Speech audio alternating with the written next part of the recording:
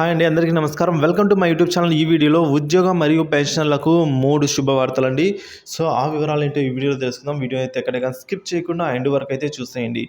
అలాగే మీకు కనుక ఈ వీడియో నచ్చినట్లయితే ఒక లైక్ చేయండి. చాలామంది ఈ వీడియో చూస్తున్నారు కానీ లైక్ చేయడం అయితే మర్చిపోతున్నారండి. సో దయచేసి వీడియోకి అయితే ఒక లైక్ చేయండి. ఇంకా మన ఛానల్ ఎవరైనా సబ్స్క్రైబ్ అవునట్లయితే సబ్స్క్రైబ్ చేసుకోండి. మన ఛానల్ ద్వారా latest update news, AP employees మరియు పెన్షనర్స్ సంబంధించిన తాజా అప్డేట్ న్యూస్ ఎప్పటికప్పుడు అయితే అప్డేట్ చేస్తూనే ఉంటాను. ఇక ఆలస్యం చేయకుండా మనం వివరాల్లోకి అయితే వెళ్ళిపోదాం. ముందుగా మనం చూసుకున్నట్లయితే ఏప్రిల్ 1 నుంచి 2024-25 కొత్త ఆర్థిక సంవత్సరం అయితే మొదలైందని మనకు తెలిసిందే. దీంతో ఈ ఏడాదికి సంబంధించి ఫిబ్రవరిలో కేంద్ర ఆర్థిక మంత్రి నిర్మలా సీతారామన్ గారు అయితే అభివృద్ధి నినాదంతో మధ్యంతర బడ్జెట్ని అయితే ప్రవేశపెట్టారు. అయితే ఆ బడ్జెట్ ప్రవేశపెట్టే సమయంలో పలు ఆర్థికపరమైన అంశాలలో మార్పులు అయితే ప్రకటించారు. ఆ మార్పులు అయితే నేటి నుంచి అమల్లోకి వచ్చాయండి.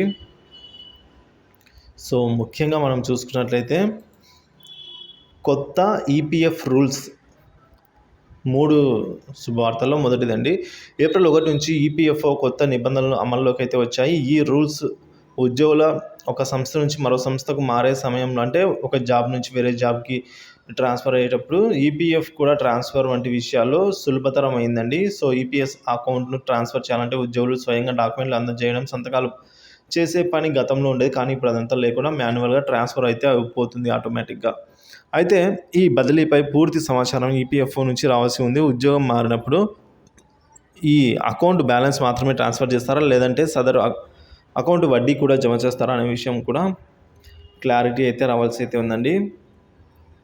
మరి రెండవది ఎన్పిఎస్ 2 ఫ్యాక్టర్ అథెంటికేషన్ సంబంధించి ఏప్రిల్ 1, 2024 నుంచి pensioners fund regulatory and development authority PFRDA ప్రభుత్వ రంగ సంస్థ పదవీ విరమణ అనంతరం లబ్ధిదారులకు వారి పెన్షన్ను అందజేసేందుకు central record keeping agency CRA పేరుతో వెబ్ అప్లికేషన్ అయితే అందుబాటులోకి తెచ్చిందండి. అయితే రోజు రోజుకు పెరిగిపోతున్న టెక్నాలజీ వినియోగంతో సైబర్ నేరాల నుంచి రక్షణ పొందేందుకే పెన్షన్దారుల కోసం అయితే ఈ PFRDA Aadhaar number 2 factor authentication అయితే అందుబాటులోకి తీసుకుని వచ్చిందండి. సో సైబర్ నేరగాల నుంచి తప్పించుకోవడానికి 2 ఫ్యాక్టర్ అథెంటికేషన్ అయితే తప్పనిసరిగా ఉండాలండి. సో మీరు యూజర్ నేమ్, పాస్వర్డ్ కొట్టిన తర్వాత మీ ఆధార్ లింక్ అయిన మొబైల్ నెంబర్కి ఓటీపీ వస్తుంది. దాన్ని ఎంటర్ చేసిన తర్వాత మీరు లాగిన్ అయితే అవుతారు.